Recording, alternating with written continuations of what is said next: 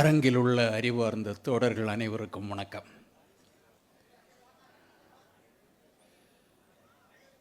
நேற்று times of இந்தியாவில் ஒரு செய்தி வந்திருந்தது. கம்பர் விழாவில் நமது கவர்னர் பங்கேற்று உரையாற்றியிருக்கிறார், பேருரையாற்றியிருக்கிறார். அந்த பேருரையில் அவர் சில விஷயங்களை கூறி அங்கலாய்த்து கொண்டிருக்கிறார். அவர் என்ன சொன்னார் என்றால், அதில் ரொம்ப குறிப்பிடத்தக்க விஷயம், கடந்த 70-80 ஆண்டுகளாக தமிழகத்தில் ஒரு பண்பாட்டு படுகொலைகள் நடந்து கொண்டிருக்கின்றன. கல்ச்சுரல் ஜெனோசைடு அந்த சொல்லை பயன்படுத்தினார். மிக மிக கடுமையான ஒரு சொல், கல்ச்சுரல் ஜெனோசைடு, பண்பாட்டு படுகொலைகள். யார் சொல்லுகிறார்? புல்டோசர் கலாச்சாரத்தை படுகொலைகளை நடத்தி கொண்டிருப்பவர்கள் தமிழகத்தில் பண்பாட்டு படுகொலை நடப்பதாக சொல்லிக் கொண்டிருக்கிறார். மதக்கலவரங்களை நடத்தி கொண்டு வருபவர்கள்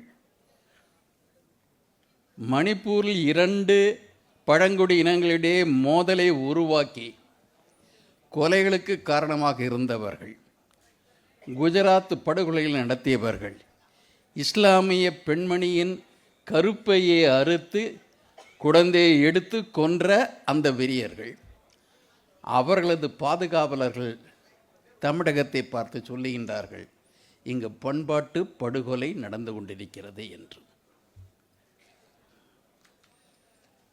இந்த பண்பாட்டு படுகொலையை அவரது செய்திக்காக சொல்லுகின்றேன். தமிழகத்தில் 70-80 ஆண்டுகளாக நடப்பதாக சொல்லுகின்ற பொழுது இதில் பெரியார் குறிப்பிடப்படுகிறார், அண்ணா குறிப்பிடப்படுகிறார், கலைஞர் குறிப்பிடப்படுகிறார், எம்ஜிஆரும் குறிப்பிடப்படுகிறார், ஜெயலலிதாவும் குறிப்பிடப்படுகிறார். 70-80 ஆண்டுகளாக ஆண்ட அல்லது இருந்த திராவிட இயக்கங்கள். இந்த 70-80 என்பது ஏறக்குறைய திராவிட முன்னேற்றக் கழகத்தின் துவக்கத்திலிருந்து அவர் கணக்கு போட ஆரம்பித்தார் என்று தோன்றுகிறது. 1949 அதிலிருந்து அந்த கணக்கை சொல்கிறார். பண்பாட்டு படுகொலை என்று அவர் எதை குறிப்பிடுகின்றார்? சனாதனத்திற்கான விமர்சனங்கள், இதை குறிப்பிடுகின்றார். நாம் மாநில சுயாட்சியை கேட்கின்ற பொழுது அதை பிரிவினை பிரச்சனையாக பிரச்சாரம் செய்பவர்கள் சொல்லுகின்றார்கள். உண்மையிலேயே இந்த அரங்கத்தில் இதை பற்றி குறிப்பிடுவதில் நான் மிகுந்த பெருமையும் மகிழ்ச்சியும் அடைகின்றேன்.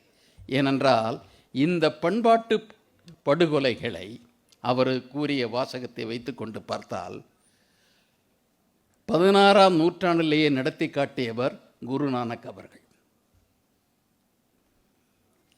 ஜாதி மறுப்பு என்பதை வைத்துக்கொண்டு ஒரு இயக்கத்தை நடத்தியவர். மூட நம்பிக்கை ஒழிப்பு என்ற அந்த ஒரு திட்டத்தை வைத்துக்கொண்டு ஒரு பெரும் இயக்கத்தை நடத்தியவர். கருவறையிலிருந்து கடவுளர்களை வெளியே கொண்டு வந்தவர். கடவுளுக்கு பல பெயர்களா என்று கூறி நல்ல பெயர்தான் கடவுள் பெயர், சத்நாம் என்ற பெயரை இட்டு கொண்டு வந்தவர்.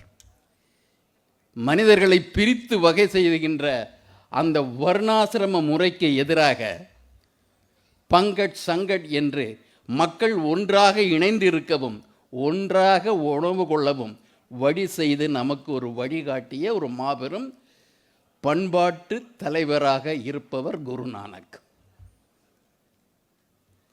இந்த பண்பாட்டு படுகொலை என்பது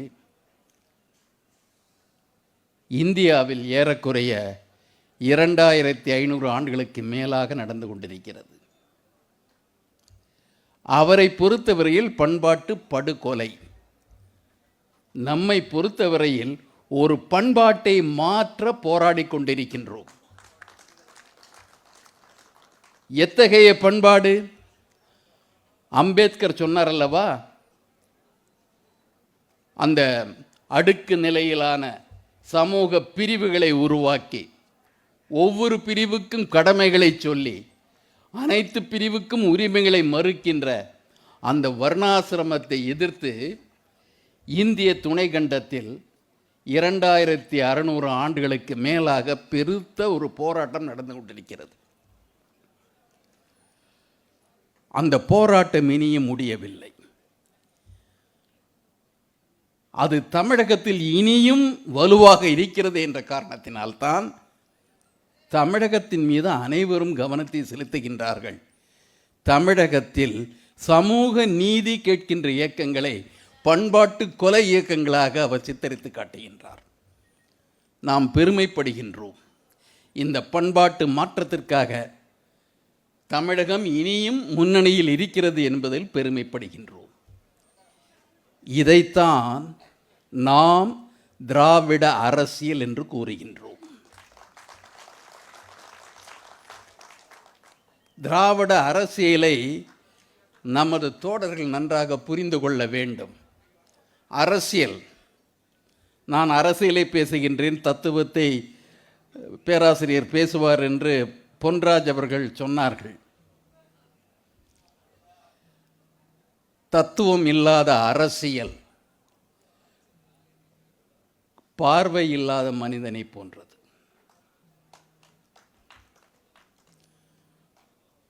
அரசியலில், அதுவும் ஜனநாயக அரசியலில், தத்துவங்கள் இயக்கத்தை உருவாக்கும், இயக்கங்கள் அந்த அமைப்புகளை உருவாக்கும், அந்த அமைப்புகளின் தலைவர்கள் அந்த கொள்கைகளை நடைமுறைப்படுத்துவதற்காக இருப்பார்கள். கொள்கை அரசியல், சித்தாந்த அரசியல். இந்த சித்தாந்த அரசியலாக இல்லாத எந்த கட்சியும் மக்களை ஏமாற்றுகின்ற கட்சிகளாக இருக்க முடியுமே தவிர மக்களுக்கு தொண்டாற்றுகின்ற ஒரு அமைப்பாக இருக்க முடியாது. கொள்கையற்ற அரசியலுக்கு பெயர் சந்தர்ப்பவாத அரசியல் என்பது மட்டுமல்ல, ஆசை அரசியல், அதிகார அரசியல், பதவி அரசியல் என்று பொருள். ஒரு ஜனநாயகத்தில் நாம் எதனை அதிகாரப்படுத்த விரும்புகின்றோம்? மக்களிடையே ஒரு சமத்துவத்தை கொண்டு வருவதற்கும் பழைய நிலைமையை விட ஒரு நல்ல புதிய நிலைமையை உருவாக்குவதற்கும் நியாயமான அமைப்புகளை உறுதி செய்திடவும் நாம் அரசியலை பயன்படுத்த விரும்புகின்றோம். அரசியலை அரியாசனத்தில் ஏறுவதற்காக மட்டுமல்ல நாம் பயன்படுத்த விரும்புவது. திராவிட முன்னேற்ற கழகத்தை பொறுத்தவரையில் 1949 வந்து 57 தான் எலெக்ஷனில் நிற்கிறாங்க. முதல் தேர்தலில் அவர்கள் பங்கேற்கவில்லை. அதை வருகின்ற பொழுது அதிகார அரசியலாக வைத்துக் கொள்ளவில்லை. அவர்களது சித்தாந்த அரசியலுக்காக இந்த தேர்தல் அரசியல் ஈடுபட்டார்கள். நான் அடுத்த முதலமைச்சர் என்று அண்ணா என்றுமே சொன்னது கிடையாது.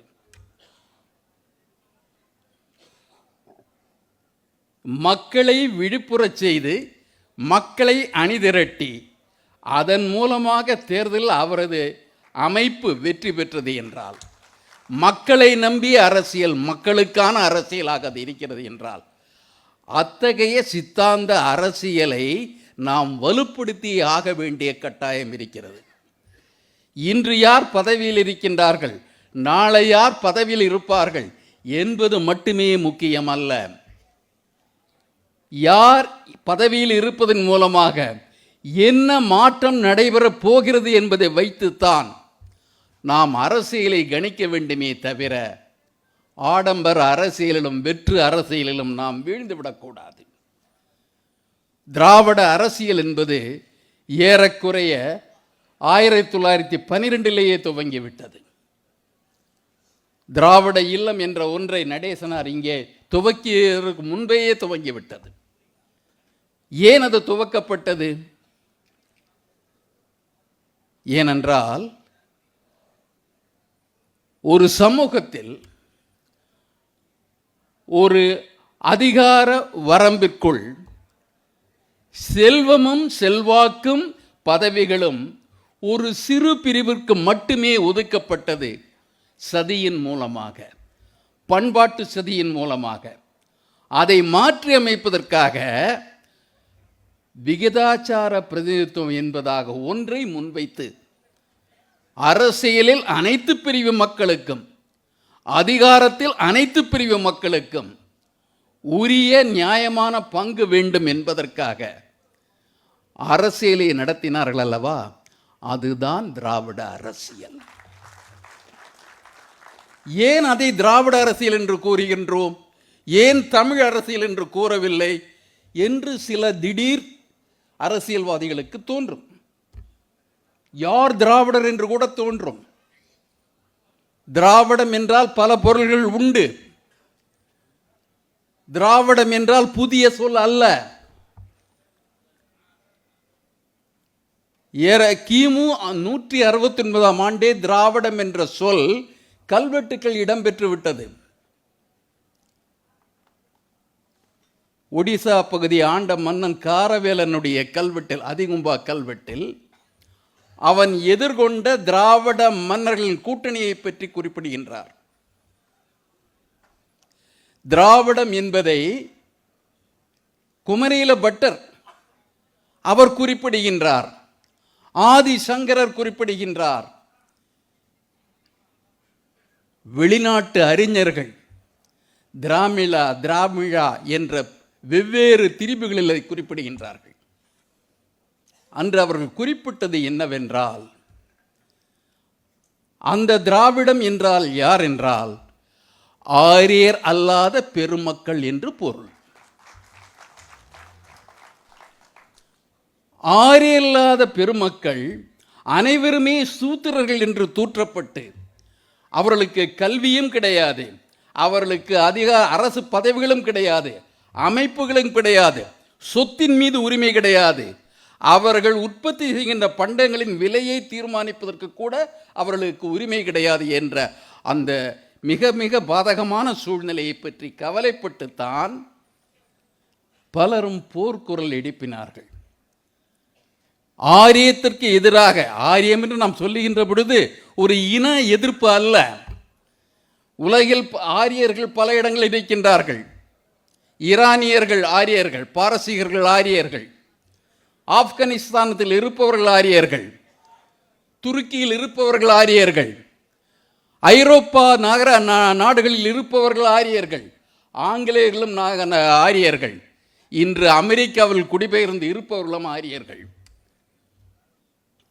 அந்த ஆரிய பேரினத்தை நாம் குறிப்பிடவில்லை. அங்கே எல்லாம் வர்ணாசிரமம் இல்லை.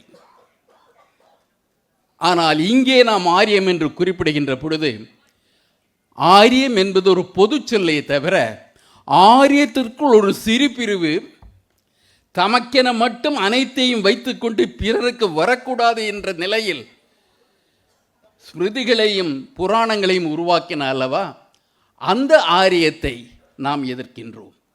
அந்த ஆரியத்தை எதிர்த்து குரல் எழுப்பிய புத்தரும் ஒரு ஆரியர் தான். அந்த புத்தர் சமத்துவ சமுதாயத்திற்காக குரல் எழுப்பினார். பிறப்பினால் எவனுக்கும் புனிதம் இல்லை என்று சொன்னார். பிறப்பினால் அனைவரும் சமமானவர்கள் என்று சொன்னார். அந்த புத்தரை ஏற்றுக்கொண்டிருக்கின்றோம். அம்பேத்கர் பௌத்தத்தை தழுவியவர், நமது பகுத்தறிவு தலைவர் பெரியார் அவர்கள் புத்தரை ஒரு பேரொளியாக பார்த்தவர். நமது வெறுப்பு புத்தரிடமா, புத்தர் என்ற ஆரியரிடமா? இல்லை. நாம் வெறுப்பதும் மறுப்பதும் எதிர்ப்பதும் எதை என்பதை புரிந்து கொள்ள வேண்டும். சமத்துவத்தை மறுக்கின்ற தத்துவங்களை எதிர்க்கின்றோம், சமத்துவத்தை மறுக்கின்ற மனிதர்களை எதிர்க்கின்றோம், சட்டங்களை எதிர்க்கின்றோம், கட்டமைப்புகளை எதிர்க்கின்றோம், பண்பாடு என்ற பெயர்கள் வருகின்ற மோசடிகளை எதிர்க்கின்றோம். ஆகவே நாம் இங்கே விரும்புகின்ற அரசியல் என்பது மக்களுக்கு ஆயிரம் ஆண்டுகளாக மறுக்கப்பட்டு வந்த சமநீதியை, சமத்துவத்தை பெற்றுத் தருவதற்காக நடத்தப்படுகின்ற இயக்கம்தான் திராவிட இயக்கம். அத்தகைய வர்ண முறையில், சனாதன முறையில் பாதிக்கப்பட்டவர்கள் இந்தியாவெங்கும் இருக்கிறார்கள். இந்தியாவெங்கும் உண்டார்கள். அதனால்தான் குருநானக் பஞ்சாபில் தானே வந்தார். சமஸ்கிருதத்தை தேவ மொழியாக ஏற்க மறுத்து பஞ்சாபி மொழியை முன்வைத்தவர் குருநானக். தேவநாகரியை அவர் எடுத்துக்கொள்ளவில்லை, குருமுகியை எடுத்துக்கொண்டார். ஆரியத்திற்கு எதிரான, சனாதனத்திற்கு எதிரான, வர்ணத்திற்கு எதிரான போர்கள் பல இடங்களில் நடந்திருக்கின்றன. ஆனால் நடத்தப்பட்டு வெற்றி கண்ட இடங்களில் சிலவற்றில் பிறகு தளர்வு ஏற்பட்டது. சமய வர்ணாசிரம மறுப்பை கொண்டவர்கள், ஜாதி மறுப்பை கொண்டவர்களே ஒரு தனி ஜாதியாக மாறிவிட்டார்கள். ஆனால் தமிழகத்தில் இன்றும் கூட இருக்கின்ற திராவிட குரல் என்பது பழைய பண்பாட்டை மறுப்பதும் சமத்துவமான புதிய பண்பாட்டை உருவாக்குவதும் கோரிக்கையாக, கொள்கையாக கொண்ட ஒரு இயக்கம். நாம் அதைத்தான் இங்கே பிரதிபலிக்க விரும்புகின்றோம். திராவிட இயக்கம் என்பது தோழர்களே ஒரு சித்தாந்த அடிப்படையில் உருவானது. அந்த சித்தாந்தம் தொடர் போராட்டங்களை நடத்தி கொண்டிருக்கிறது. அந்த இயக்கம் தொடர்கிறது. திராவிட கட்சிகள் அந்த இயக்கத்தில் உருவான அமைப்புகள் தான். இயக்கம் தொடரும், தொடர வேண்டும். இன்றும் அபாயம் ஒழியவில்லை. இன்றைய பெரும் சிக்கல் நான் சொல்லல, சொல்ல வேண்டிய சரியான சொல் அபாயம், பேராபத்து. இன்று நாம் எதிர்கொள்கின்ற பேராபத்து என்னவென்றால், பெரும்பான்மைவாதம், மதவாதம், பாசிசவாதம் ஒரு பெரிய அரசியல் சக்தியாக உருவெடுத்து வருகின்ற ஒரு சூழல். ஜனநாயக அரசியலை சிதைக்கின்ற பாசிச அபாயம். அதை எதிர்த்து முனைப்புடன் போராடுகின்ற சக்தி எந்த இயக்கங்களுக்கு உண்டு? உங்களை போன்ற இயக்கங்களுக்கு உண்டு. அந்த சக்தியை நாம் மீண்டும் வலுப்படுத்த வேண்டும். வலுப்படுத்துதல் என்று வருகின்ற பொழுது ஒன்றை நினைவூட்ட விரும்புகின்றேன். பொன்ராஜ் அவர்கள் குறிப்பிட்டார்கள், நாம் வல்லரசாக வேண்டாமா என்று. வல்லரசை கோரிய அனைவருமே பாசிசவாதிகள். ஜெர்மனியை வல்லரசாக ஆக்குவேன் என்று மக்களை மயக்கித்தான் அதை சர்வாதிகார நாடாக, பாசிச நாடாக, இனப்படுகொலை செய்கின்ற நாடாக ஹிட்லர் மாற்றினார். பழைய ரோமானிய பேரரசு போன்று மீண்டும் ஒரு வல்லரசை உருவாக்க என்று கூறிக்கொண்டுதான் முசோலினி இத்தாலியை படுகொடிக்குள் தள்ளினார். ஜப்பான் தலைமையில் ஆசியா முழுமைக்குமான ஒரு வல்லரசை உருவாக்க என்று கூறிக்கொண்டுதான் ஆசிய நாடுகளில் மக்களை கொத்து கொத்தாக கொலை செய்த அந்த ஜப்பானிய இராணுவத்தை நாம் பார்க்கின்றோம். வல்லரசை கோருகின்ற முன்வைத்த பெரும்பாலானவர்கள் பாசிஸ்டுகளாக மாறினார்கள். ஏனென்றால் வல்லரசை கோருபவர்கள் ஒற்றை தலைமையை மட்டுமே விரும்புபவர்கள், ஒற்றை அமைப்பை மட்டுமே விரும்புபவர்கள், ஒற்றை சித்தாந்தத்தை மட்டுமே விரும்புபவர்கள். ஜனநாயகத்திற்கு அங்கே இடமில்லை. நாம் இந்திய ஜனநாயகம் என்று கூறுகின்ற பொழுது நம்ம நாட்டில் இதுக்கு முன்னால் ஜனநாயகம் கிடையாது. மோடியுடைய கற்பனையில் வேணா வேத காலத்தில் ஜனநாயகம் இந்தியாவில் இருந்ததுன்னு சொல்லலாம். இல்லை, இங்கே இருக்கின்ற தமிழ் தேசியங்கள் கூறுகின்றபடி பார்த்தால் சோழர் காலத்தில் குடவோலை இருந்தது, மகாசபை இருந்ததுன்னு சொல்லலாம். ஆய்வு செய்கின்ற நண்பர்களுக்கு தெரியும், மகாசபை என்பது பார்ப்பனியருக்கு தரப்பட்ட அந்த கிராமங்களுக்கு, பிரம்மதேயங்களுக்கு, அங்கே அவர்கள் மட்டுமல்ல உழைக்கும் பிரிவினர் பெரும் எண்ணிக்கையில் இருக்கின்றார்கள். நில உடைமையற்ற கூலிகள் இருக்கின்றார்கள், தொழில் முனைவோர் இருக்கின்றார்கள், சிறு தொழில் செய்பவர்கள் இருக்கின்ற நெசவாளர்கள் இருக்கின்றார்கள். ஆனால் அதிகாரம் மட்டும் பிராமண அமைப்புக்கு உண்டு, மகாசபைக்கு. அதில் அரசன் கூட தலையிட முடியாது. எந்த அரசனும் பிராமணர்களை கட்டுப்படுத்தக்கூடாது என்ற நிலைமையில் இருக்கின்ற குடவோலை முறையை ஜனநாயக முறை என்று நாம் சொல்லுவோமா? நமக்கு ஜனநாயகம் என்றால் தெரியாது. நமக்கு இருந்தது அனைத்தும் வர்ணந்த நியாயம்தான் தெரியும். முதலாக ஜனநாயகம் என்பதை நாம் அந்நியராட்சியின் போதுதான் பார்த்தோம். 1863க்கு பிறகுதான் மக்கள் பங்கேற்கின்ற அமைப்புகள் இந்தியாவில் துவங்கின. இந்தியன் கவுன்சில்ஸ் ஆக்ட் முதல்ல வருது. அப்போ உள்ளூர் மக்களுக்கும் அதில் பிரதிநிதித்துவம் வேணும்ட்டு படித்தவர்கள் கோரினார்கள். யார் படித்தவர்கள்? இதில் ஒரு மொழி அரசியல் இருக்கிறது, அதை நான் சொல்லியாக வேண்டும். இப்போ மொழி அரசியல் ரொம்ப முக்கியமான ஒரு விஷயம் இல்லையா? புதிய தேசிய கல்விக் கொள்கை, மும்மொழி கொள்கை அப்படின்லாம் கொண்டு வரதுல ரொம்ப மெத்த படித்த மேதாவிகள் அதை பற்றி கேட்குறாங்க. என்னங்க மொழியை போய் அரசியலாக பண்ணுறீங்களே, மொழி அரசியல் செய்யலாமா? இது பரந்த எண்ணம், மொழி அரசியலாக செய்யலாமா? அரசியலே மொழியில் தான் இருக்குது.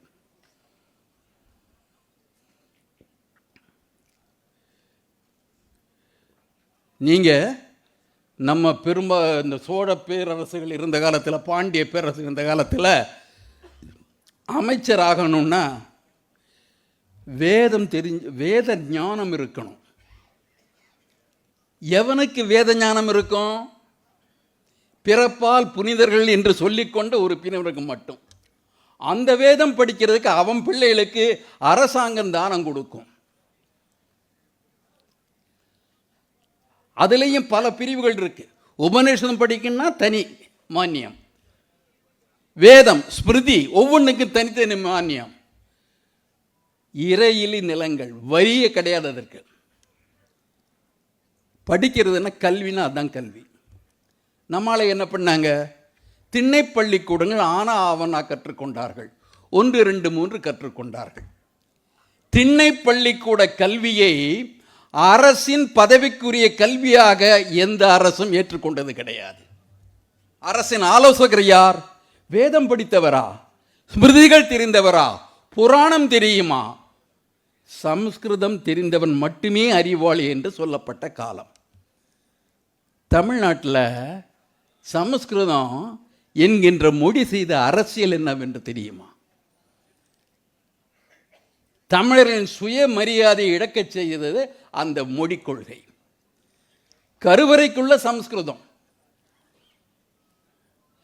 தமிழுக்கும் தமிழனுக்கும் கருவறைக்குள்ள வேலை கிடையாது. ஆனால் அந்த கோவில் அனைத்தும் கட்டப்படுவது தமிழர்களால், தமிழர் வரிப்பணத்தால், தமிழ் மன்னர்களால்.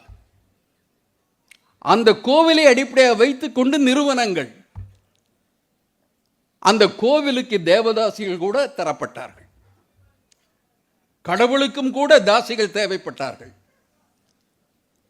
அதை தமிழ்ல ஸ்மிருதிகள் கிடையாது. சைவத்துக்கு ஸ்மிருதி உண்டா? வைணவர்களுக்கு ஸ்மிருதி உண்டா? ஸ்மிருதி அனைத்தும் வைதிகத்திற்கு மட்டும்தான் உண்டு. அப்ப இங்கே இதை கொண்டு வந்து கோவிலில் மக்களுக்கு மறுப்பு தந்த ஒரு மொழி என்பது, அரசு பதவிகளுக்கு மக்கள் செல்ல முடியாத அளவிற்கு வந்த ஒரு மொழி என்பது, அந்த மொழி என்பது அரசியல் அல்லவா? பிறகு வந்தார்கள் அந்நியர்கள், வந்த பொழுது அவர்கள் மொழி ஆட்சி மொழி. இஸ்லாமியர்கள் வந்தார்கள், அரேபிய மொழி, துருக்கிய மொழி, பாரசீக மொழி. 1842ஆம் ஆண்டு வரை ஆங்கிலேயர் ஆண்ட பொழுது ஆட்சி மொழி பாரசீகத்தில் நடந்தது. ஆற்காடு நவாபின் ஆட்சி கூட பாரசீக மொழியில் நடந்தது. மொழியில் அரசியல் இல்லையா? இது நம் மக்களாட்சி காலம் என்று சொல்லுகின்றோம். மக்கள் மொழியில் ஆட்சி நடந்தால் தானே அது மக்களாட்சி. இதை கூறுவது திராவிட இயக்கம்.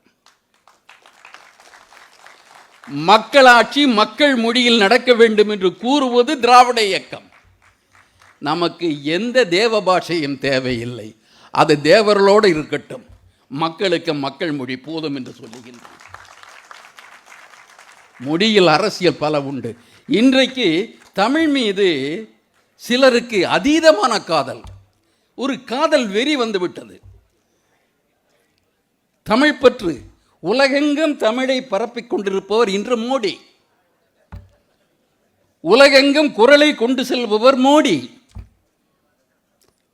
குரலுக்கு இப்பொழுது ஆர்.என். ரவி பொடிப்புரை எழுதி கொண்டிருக்கிறார் என்று நினைக்கின்றேன். ஏன்னா ஜியு போப் எழுதின இதெல்லாம் பொல்லாத உரைகள். அது உருப்படியான உரை வரணும்னா ஆர்.என். ரவி தான் எழுதணும்.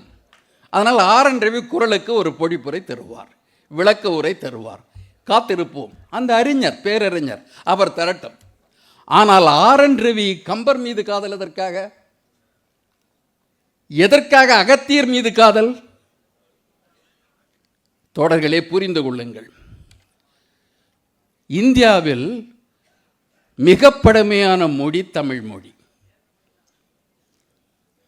ஆனால் தமிழை பிரசவித்த மொழி, ஆனாலும் தகப்பன் மொழி சமஸ்கிருதம் என்று அவர்கள் சொல்லுகின்றார்கள். இந்தியாவில் உள்ள அனைத்து மொழிகளையும் பிரசவித்தது சமஸ்கிருதம் என்று சொல்லுகின்றார்கள். சரி, ஏதோ பைத்தியக்காரத்தனம் சொல்லிட்டு போறேன்னு விட்டுற முடியுமா? அதன் பின்னால் உள்ள அரசியல் சதி என்பதை புரிந்து கொள்ள வேண்டாமா? சமஸ்கிருதத்திலிருந்து அனைத்தும் பிறந்தது என்று சொல்லுகின்ற பொழுது சமஸ்கிருதமே பிரசவிக்கப்படாத காலத்தை பேசுகின்றோம் நாம். தமிழின் முதல் இலக்கியங்கள் எந்த காலத்தவை? கிமு 5-6 நூற்றாண்டுக்கு நம் தமிழ் இலக்கியத்தின் துவக்கத்தை பார்க்கின்றோம்.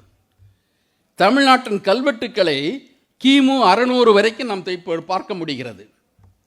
தமிழுக்கு எழுத்து கிமு 600 உண்டு. ஆனால் சமஸ்கிருதத்தில் கல்வெட்டு எப்போ வருது? கிபி 2ஆம் நூற்றாண்டுக்கு முன்னால் சமஸ்கிருதத்துக்கு கல்வெட்டு கிடையாது. சமஸ்கிருதம் எழுதப்பட்டதே விஜயநகர காலத்தான் வேதமே எழுதப்பட்டது. எழுதப்படாத மொழியாக, வெறும் ஸ்ருதியாக இருந்த சமஸ்கிருதம் தாய்மொழின்னு சொன்னால் அதை ஆய்வின்றி ஏற்றுக்கொள்வதற்கு நாம் என்ன ரசிகர் கூட்டமா?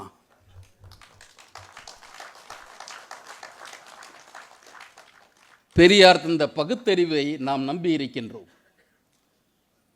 அறிவென்படி பார்த்தால் சமஸ்கிருதம் முன்னர் தோன்றிய மொழி அல்ல. புத்தர் காலத்தில் சமஸ்கிருதம் பேசப்படவில்லை. புத்தர் பேசியது பிராகிருதம். சமஸ்கிருதத்துக்கு முந்தைய மொழி பிராகிருதம். பிராகிருதத்தை செம்மைப்படுத்தினால் சமஸ்கிருதம். செம்மைப்படுத்தப்பட்டது கிபி. செம்மைப்படுத்தப்படாத பிராகிருதம் மக்கள் மொழியாக இருந்தது. ஆனால் தேவ மொழியாக சமஸ்கிருதம் வந்த பொழுது அது வர்ணத்தை நியாயப்படுத்த மட்டுமே இருந்த மொழி. எந்த ஸ்மிருதியிலாவது பெண்ணுக்கு கல்வி கொடுக்கிறத ஏற்றுக்கிட்டு இருக்காங்களா? நிறைய ஸ்மிருதி இருக்கு. ஆனால் 4 ஸ்மிருதியத்தை முக்கியமான ஸ்மிருதி சொல்லுவாங்க. பெண்களுக்கு உபநயனம் இல்லை. உபநயனம் ஆண்களுக்கு, பிராமண ஆண்களுக்கு மட்டும்தான். அப்போ தான் யஜ்ஞோபதம் போடுறதுக்கு முன்னால் அந்த காயத்தை மந்திரத்தை சொல்லிட்டு பூணூல்லாம் போடுறது. பெண்ணுக்கு என்ன? மனுஸ்மிருதி சொல்லுது, திருமணம்தான் பெண்ணுக்கு யஜ்ஞோபவிதம். அதுதான் கல்வியாமா. அந்த பெண்ணுக்கு பல தடைகள். உணவு தடை, உடுப்பதில் தடை, அதிகாரத்தில் வர முடியாத தடை, உடைமை உரிமை இல்லை. அதை விட கேவலம், பெண்ணின் ஒடுக்கத்தை விருப்பம் போல மாற்றிக்கொள்ளலாம். ஒடுக்கத்தை கற்பிப்பது ஆண்கள். கற்பை பற்றி பேசுகின்றோம். நலாயினி மாதிரி இருக்கணும் அப்படின்னு பேசிக்கிறோம். சீதை கற்பு அப்படின்லாம் பேசிக்கிறோம். சரி, ராமாயணத்தில் சீதை கற்பில் சிறந்தவளாக இருக்கட்டும், நமக்கு அது பிரச்சனை கிடையாது. ஆனால் மகாபாரதத்தில் குந்தியின் நிலைமை என்ன? திரௌபதியின் நிலைமை என்ன? விருப்பப்பட்ட அவர்கள் பொது மனைவியராக ஆனார்கள். விருப்பத்தின் மீது அல்ல, கட்டாயத்தின் மீது. குந்தி என்பவள் பிள்ளை பெற்றுக் கொள்ளுகின்றால் பிறருக்கு. ஏன் பெற்றுக்கொள்ளுகின்றார் என்றால் அதுதான் வைதிக தர்மம். ஒரு ஆணின் அவன் முக்தி அடைய வேண்டும் என்றால், பிதுர்லோகம் செல்ல வேண்டும் என்றால், திதிகள் செய்வதற்கு மகன் தேவை. அந்த மகனை அவனால் பெற முடியாத பொழுது அவன் மனைவி வேறு ஒருவருடன் உறவு கொண்டு அதை பெற்றுக்கொள்ளலாம். அதற்கு சமஸ்கிருத ஸ்மிருதிகள் தரப்பட்ட சொல் நியோகம். அப்படிதான் பெண்களை கருவிகளாக செய்தார்கள். நாமும் பல தவறுகளை செய்து கொண்டிருக்கின்றோம்.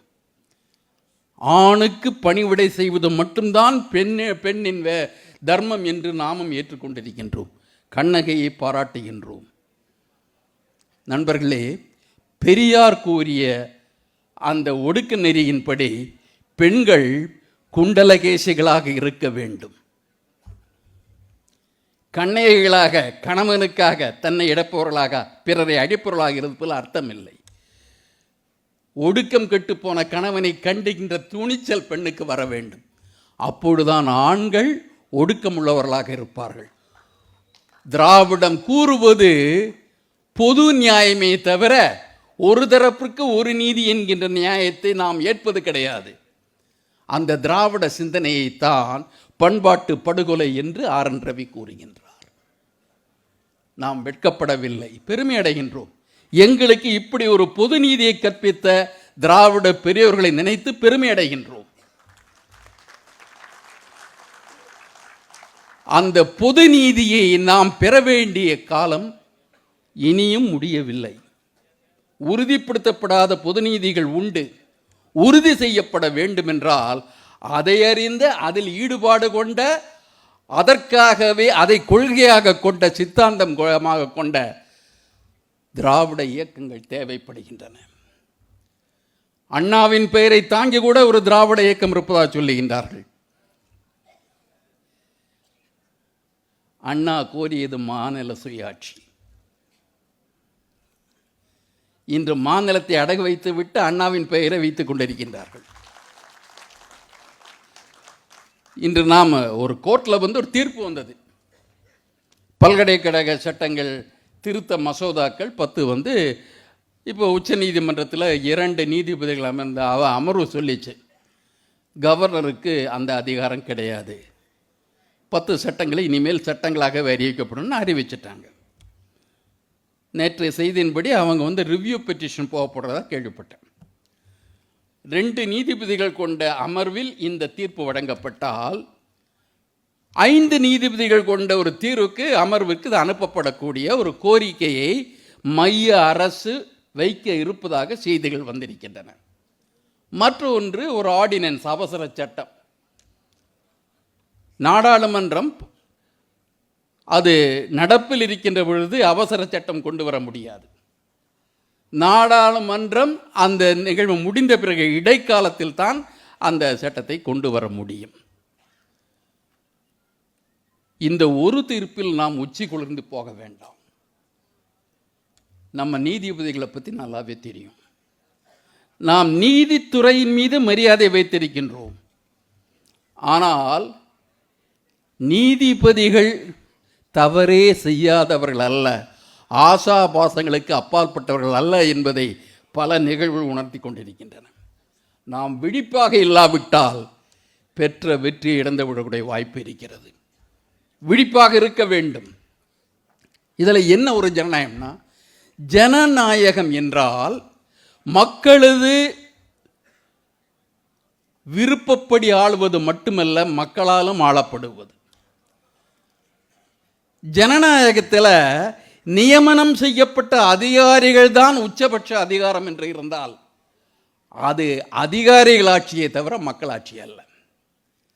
இதுவரையில் நடந்து வந்த நிலைமை என்னவென்றால், ஜனநாயக ஆட்சி என்ற பெயரில் மாநிலங்களில் ஒன்றிய அரசின் அதிகாரிகள் முழு அதிகாரங்களாக மாறிவிட்டார்கள், உச்சபட்ச அதிகாரிகளாக மாறிவிட்டார்கள்.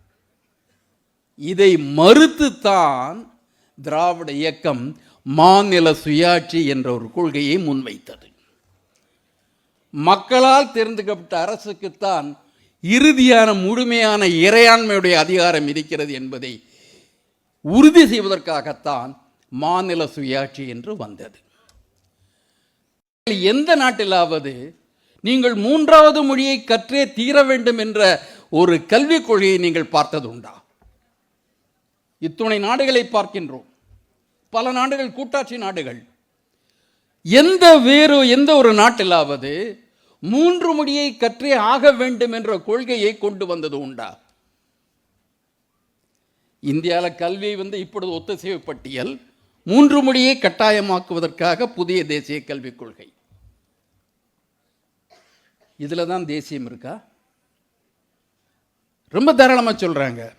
ஒன்று, தமிழ் மீது ஏன் நீங்கள் தமிழில் மருத்துவக் கல்வியை கொண்டு வரல? ஏன் நீங்கள் கையெழுத்து போடலை?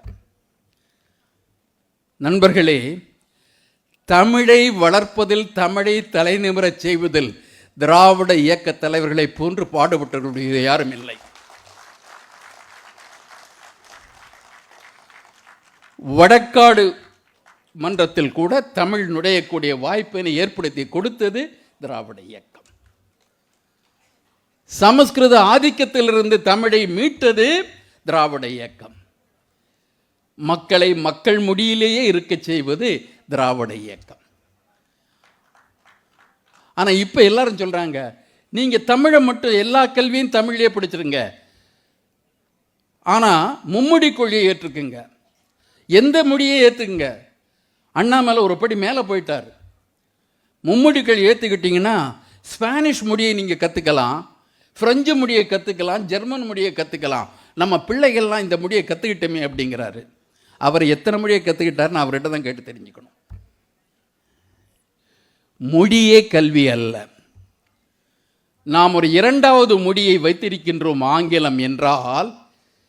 ஆங்கிலம் எந்த காலத்திலும் நாம் கற்றால் நமது நாக்கு துண்டிக்கப்பட்டது கிடையாது. நாம் படிப்பதற்கு தடை விதிக்கப்பட்டது கிடையாது. ஆங்கிலம் அனைவருக்கும் உரியதாக இருந்தது. அது மட்டுமல்ல, இன்று உள்ள நாடுகளில் வேறு நாடுகள் தொடர்புகளுக்கு நமக்கு அது ஒன்றே போதும். அறிவியலுக்கு அது போதும், அரசியலுக்கு அது போதும், வணிகத்திற்கு அது போதும். இதை தவிர புதிதாக எதையும் இதை கூட நாம் பெற முடியாது. இந்தியாவில் வேறு எந்த மொழியும் இந்தி என்ற மொழி உட்பட எதன் மூலமும் பெற முடியாது. நாம் நமது முன்னேற்றத்திற்காக 2வது மொழியை ஏற்றுக்கொள்கின்றோம், ஆங்கிலத்தை. இன்று ஆங்கிலத்தை படிக்காதீர்கள் என்று ஆங்கில துவேஷம் சொல்லுபவர்கள் உலக அரங்கில் நாம் இருப்பதை விரும்பாதவர்கள். நமது விஞ்ஞானிகள் எத்தனை பேர் வெளிநாடுகள் இருக்கின்றார்கள், நமது பொறியியல் நிபுணர்கள் எத்தனை வெளியில் இருக்கின்றார்கள்.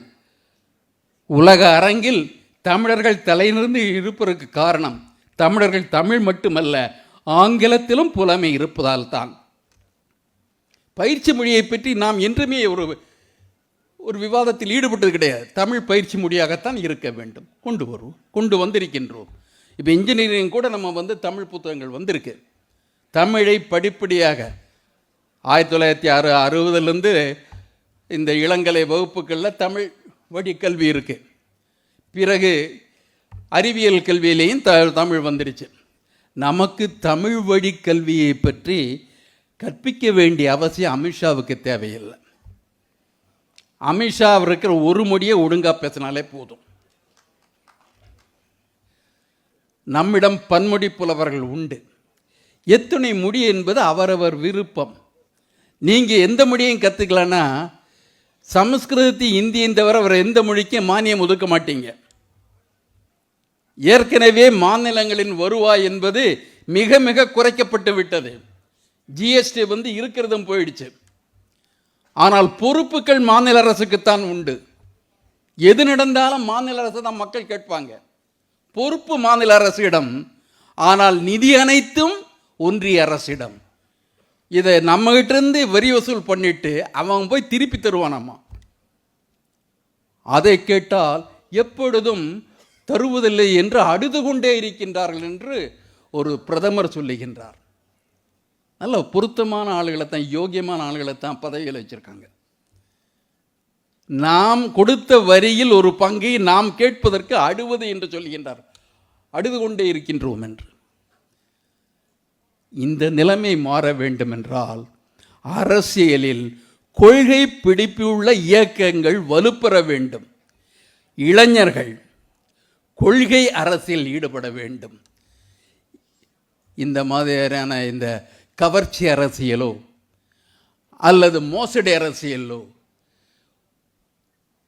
அல்லது தலைவர்களின் தனிப்பட்ட புகழின் அடிப்படையிலோ நீங்கள் அன்றாட அரசியலில் உங்கள் நேரத்தை வீணடித்து விடாதீர்கள். நமக்கு தேவை கொள்கை அரசியல். கொள்கை என்ன என்பதில் தெளிவாக இருங்கள். தெளிவாக தெரிந்து கொள்வதற்கு திராவிட அரசியலை பற்றி புரிந்து கொள்ளுங்கள். புரிந்து கொண்டால் அத்தகைய அரசியலில் நீங்கள் ஈடுபட்டு தீவிரப்படுத்தி வளர்த்து கொண்டால் தமிழகம் மட்டுமல்ல, பிற மொழி மாநிலங்களும் அதனால் விடுதலை அடையும். விடுதலை என்பது வெறும் தேச விடுதலை அல்ல, தேச மக்களுக்கான விடுதலை. மக்கள் விடுதலை என்பது அந்த மொழிகளுக்கு கிடைக்கின்ற வாய்ப்பு, அந்த மொழிகளை பேசுவதற்கு கிடைக்கின்ற வாய்ப்பின் மூலமாகத்தான் விடுதலை என்பது வரும். விடுதலையின் மற்ற ஒரு அம்சம் என்னவென்றால், நாம் விடுபட வேண்டும், பழைய நிலைமையிலிருந்து விடுபட வேண்டும், பழைய அரசியலிருந்து விடுபட வேண்டும், பழைய பொருளாதாரத்தில் விடுபட வேண்டும், பழைய பண்பாட்டிலிருந்து விடுபட வேண்டும், பழைய விழுமியங்களிலிருந்து விடுபட வேண்டும். பழமையிலிருந்து விடுதலை பெறுவதற்குத்தான் முழு விடுதலை. திராவிட விடுதலை என்பது வெறும் அரசியல் விடுதலை அல்ல, பொருளாதார விடுதலை மட்டுமல்ல. திராவிட அரசியல் என்பது மனிதனின் முழு விடுதலைக்கான ஒரு கொள்கையை கொண்டது.